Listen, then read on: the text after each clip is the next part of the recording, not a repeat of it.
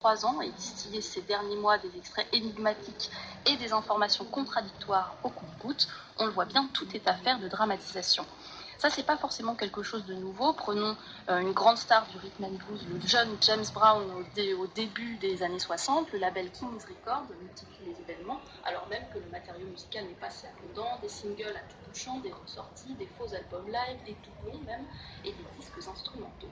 Comme le résume Ryan Dombal, qui est chroniqueur sur le site spécialisé Pitchfork, dans un long article très bon paru il y a une semaine, au départ, Frank Ocean était simplement un grand raconteur d'histoire, et puis il est devenu l'histoire.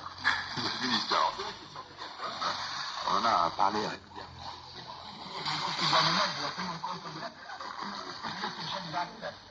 Se lo avessimo fatto 10 anni fa, avrebbe prodotto dei risultati sicuramente migliori per il nostro paese. Se mia nonna avesse le ruote, sappiamo che c'è.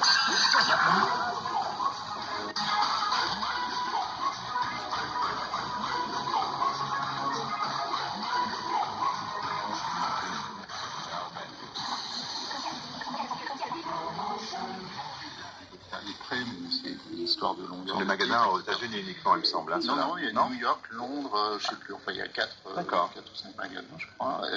Bon, ça fait partie de la stratégie qu'il a imaginée pour la sortie de cet album. Le fanzine s'appelait Boys Don't Cry. La fourniture, j'ai tapé dans le micro, ça va. Le micro est un peu mal, mais ça va mieux maintenant. C'est bien fait pour lui. Et après. Micros Don't Cry. Voilà, donc Boys Don't Cry, le fanzine, qui était au départ le nom de l'album. Bon, tout ça, il a réussi à brouiller les pistes.